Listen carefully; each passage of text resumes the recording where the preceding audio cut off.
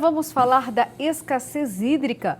Muitas pessoas nem imaginam que ações simples e comprovadamente eficientes no combate à escassez de água podem dar resultados. Entre elas está uma que parte do aproveitamento das chuvas para abastecer cisternas, reservatórios, lagoas de múltiplo uso e principalmente o lençol freático. Mestre em agricultura tropical com 40 anos de experiência e conhecimentos sobre recursos hídricos, o engenheiro agrônomo Samir Khoury foi um dos responsáveis por um premiado programa que conseguiu driblar a seca, dando melhores condições de vida para mais de 360 famílias que vivem em assentamentos rurais lá da região de Cáceres, no Pantanal Mato Grossense. E é o Samir que será entrevistado hoje no nosso quadro Papo com Café.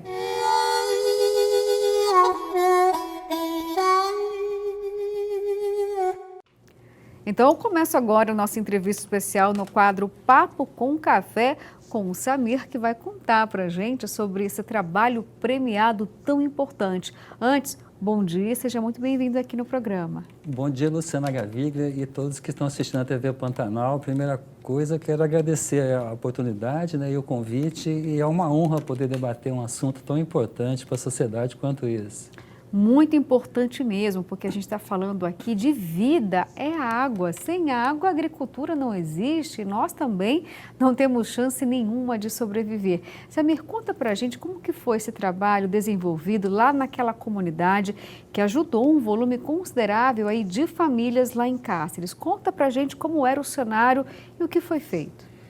Então, Luciana, a gente percebe que o pessoal da área urbana, eles têm uma visão da área rural que às vezes não é a realidade do que acontece. Então, a gente percebe na área rural, quando eu estive lá na primeira visita em Cáceres em 2008, na região da fronteira com a Bolívia, que as famílias tinham galões, tambores de água na sala de estar, 6, 8 tambores para reservar água para as atividades básicas, algumas senhoras até indo lavar roupa em Cáceres, a 80 quilômetros.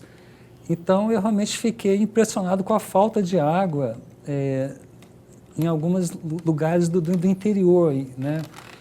E a gente começou a entender que esse problema já era recorrente há quase 20 anos.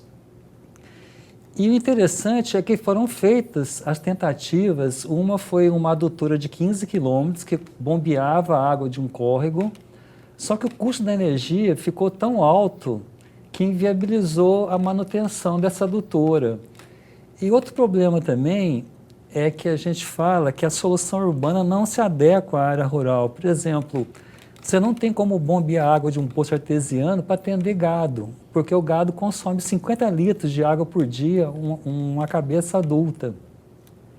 E eles também não têm mão de obra qualificada para poder gerenciar uma estação de bombeamento. Então, eu comecei a ver que o problema era muito complexo e como estava faltando água na região, a gente procurava tentar achar alguma alternativa, mas como todas na visão tradicional foram tentadas, era uma missão quase impossível. Então eu parti para as soluções que existiam no semiárido, né, no Brasil, fora do Brasil, porque na verdade a água de chuva ela é consumida pelas civilizações há milênios. A água bombeada, na verdade, ela tem só 200 anos na sociedade moderna. Então, a partir daí, eu fui em Caruaru, a gente chama Simpósio de Água de Chuva, e a gente viu uma experiência chinesa de um pesquisador que lá na China, região, lá chove a metade do que chove no nosso Nordeste. E não falta água. E eles têm soluções adaptadas à questão da pouca água que a gente fala. Mas como aqui chove em média 1.200 milímetros, onde chove pouco no estado, aqui seria uma solução totalmente viável sob esse ponto de vista. Então, o que era necessário era você colocar em prática quais projetos que existiam e existem hoje no Brasil que poderiam dar essa resposta a essas comunidades. Certo. E quais foram, então, os implementos nessas comunidades que deram certo? Bom, então a gente partiu para um conceito que chama, no Brasil, tecnologia social. São sistemas de baixo custo, alta eficiência e que trazem resultados de alto nível. E o primeiro projeto que a gente trouxe para Mato Grosso foi a chamada de cisternas para consumo humano. Para você ter uma ideia, Luciana, no Nordeste já tem um programa chamado 1 milhão de cisternas, para atender 1 milhão de famílias. Certo. E quando a gente começou esse projeto aqui, as pessoas eram tão despreparadas que diziam assim, não, mas água de chuva não dá nem para lavar a calçada. Aí a gente fica assim um pouco apreensivo, né? Mas quando eu fui em Caruaru, um professor da Universidade do Rio Grande do Norte, explicando que a água de chuva é água destilada, é a água mais pura que tem na natureza. Já cai filtrada, né? Digamos assim. Ela só pura. Contamina quando cai no telhado, e o telhado Claro. tem um pouco de poeira, sujeiras, né? De pequenos animais. Então, eu procurei a doutora Margarida Marqueta, na Universidade Federal do Mato Grosso, ela é da Engenharia Sanitária, e ela incorporou na equipe para fazer a parte de pesquisas sobre qualidade de água. Então, ela montou uma equipe, a gente conseguiu recursos da Juvan Cuiabá, e ela fez as análises, né, alguns anos de trabalho, e provou que a água de chuva é uma das melhores alternativas que tem hoje no Mato Grosso. E as cisternas foram implantadas nessas regiões? Elas foram implantadas, a gente fala projetos pilotos, né? A gente implantou um projeto piloto em Cáceres, implantamos para 5 famílias aqui em Várzea Grande, em Nobres e Santo Antônio do Leveger. Todos eles foram bem-sucedidos, a água de excelente qualidade, desde que você tenha sistema de filtragem, cloração e um agente de saúde acompanhando todo o procedimento de orientação humana. E é oneroso esse sistema? Não, esse sistema é o mais acessível possível. Uma cisterna você faz conforme o modelo que você escolher, com 5 a 10 mil reais para cada família. Você coloca um sistema de calhas nas 2 beiradas do telhado. Uma casa de 80 metros quadrados, em média, você consegue captar 100 mil litros de água de chuva. Então, você pode fazer um reservatório lonado, circular, mais ou menos de 15 de diâmetro, você pode ter ali 150 mil litros de água. Também que cai da própria chuva direto no reservatório, que é o lago de múltiplo uso, certo. Ou pode cair também no telhado, ele abastece a cisterna e abastece o lago de múltiplo uso. Olha, Samira, aqui em Mato Grosso e muitas regiões, não só da região metropolitana, mas de muitos outros, né, municípios mais distantes aqui da capital, tem problemas em relação aos assentamentos, falta de estrutura. Pelo menos seria uma solução não para a agricultura, mas para poder atender a necessidade, então, residencial no meio rural. Seria uma alternativa, pelo menos viável, para trazer um pouquinho mais de qualidade de vida? Essa alternativa, na verdade, é a mais viável, porque a gente percebeu que o sistema de adutora funciona bem na cidade, porque na cidade o pessoal tem renda o ano inteiro, a proximidade das residências é uma do lado da outra, então você não tem uma adutora enorme, entendeu? E o consumo é pequeno, o consumo na área urbana é só para consumo da família. Na área rural é o inverso, o maior consumo é o consumo produtivo. Então, além da cisterna do lago de múltiplo uso, a gente tem que ter outras soluções para levar grandes volumes de água na área rural. Não tem essa solução ainda? Existe, e o projeto hoje no Brasil mais premiado, mais eficiente, chama Plantando Água da Embrapa, ou Barraginhas. Esse projeto é mais ou menos a seguinte concepção. Você considera que numa região onde chove pouco no Mato Grosso, chove 1.200 milímetros. Isso quer dizer 1.200 litros por metro quadrado, 12 milhões de litros por hectare. Então, toda essa água que cai da chuva, às vezes ela cai nas estradas vicinais e ela forma aquelas chamadas erosões. Sim. Então, o que é feito? Você faz tipo um quebra-mola, você faz um canal de acesso e leva essa água da enxurrada para essas chamadas pequenas bacias de contenção. Sim. Essas pequenas bacias de contenção, o pessoal já deve ter visto na beira da estrada, o nome popular é barraginhas, essa água ela vai infiltrar, vai alimentar o lençol freático.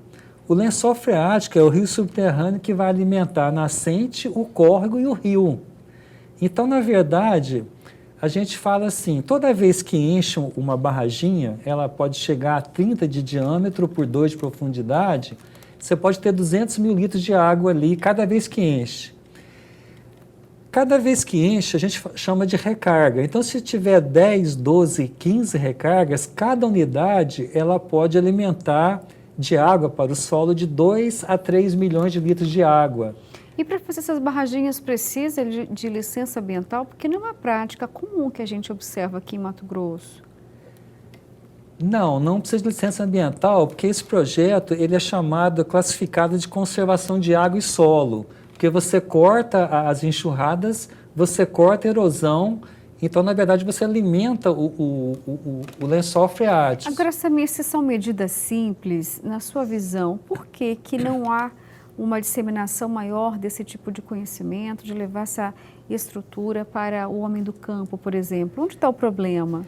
Então, Luciana, a gente percebe, assim, eu vou dizer uma coisa prática que eu estou vivenciando. Quando eu comecei esse projeto, eu ia na Universidade Federal e discutia, e as pessoas têm chamados pacotes tecnológicos, e as pessoas elas estão presas a projetos que, na verdade, beneficiam muitas empreiteiras, porque são projetos caríssimos e eles não são muito eficientes. Quando você leva uma proposta que a gente chama de cultura popular, que parece que é simples, mas não é simples, porque os gênios falam que as coisas mais simples são as mais complexas. Porque você fazer uma coisa com muito dinheiro é fácil, agora você fazer uma coisa com engenhosidade, com inteligência, entendeu? É muito mais complexo.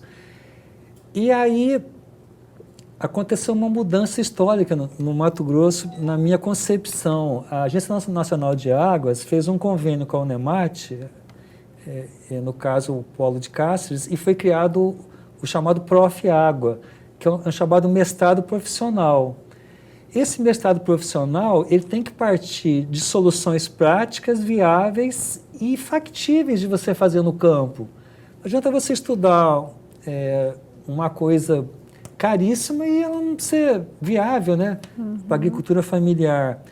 E nós já temos, com esse Prof. Água da Ana, da Unemat, 3 dissertações de mestrado, uma sobre cisterna, uma sobre barraginhas e outra sobre a questão da extensão rural, já sinalizando que nós estamos num divisor de águas, saindo dessa visão tradicional que eu estou te colocando, que muitas vezes é pouco eficiente, para uma visão da chamada tecnologia social, que eu falo que é um saber popular, porque assim, Luciano, se você chegar para qualquer pessoa simples do campo, um produtor, falar assim, você pode me dar 2 sugestões para um projeto bom, ele vai te dar 2, 5, certo. Porque todas as pessoas têm conhecimento, entendeu? Tá certo, então a gente vai torcer aqui para que saia apenas do campo acadêmico e se torne uma realidade maior, então, principalmente para o homem do campo, para a mulher do campo, que são guerreiros aí e sofrem porque não têm recursos financeiros, não conseguem encontrar alternativas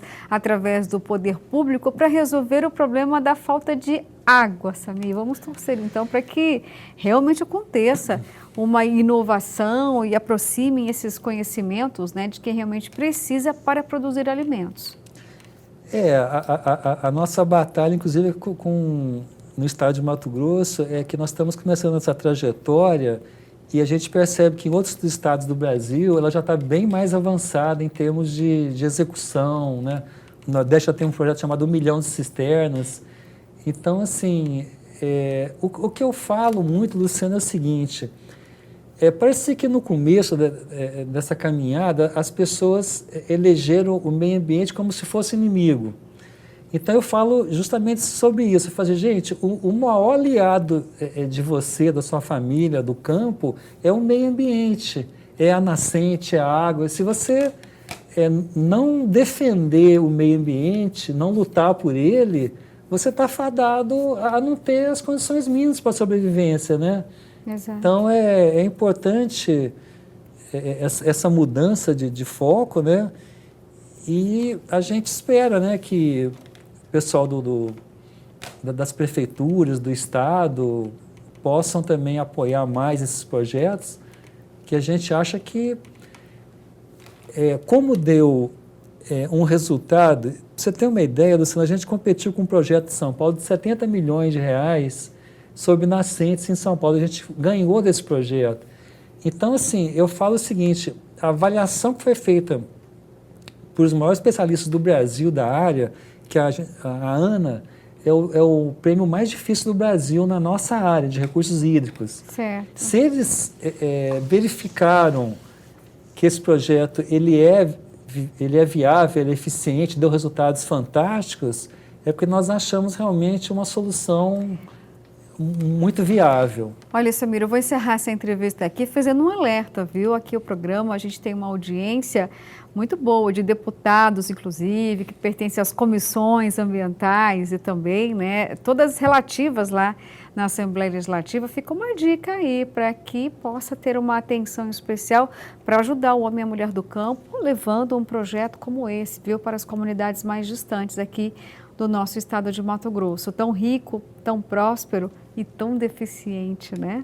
Até mesmo de água. Obrigada pela sua participação. Eu que agradeço, eu estou à sua disposição, você é muito simpática e o que eu puder contribuir aí para tentar esclarecer essas questões, eu estou à disposição. Obrigada, eu que agradeço. Só quero agradecer todas as 20 parceiras do nosso projeto, a Universidade Federal do Mato Grosso, a Juvan, o Ministério Público Estadual, e a Embrapa, a Empaer e inúmeros outros parceiros que foram fundamentais nessa caminhada do prêmio. Ok.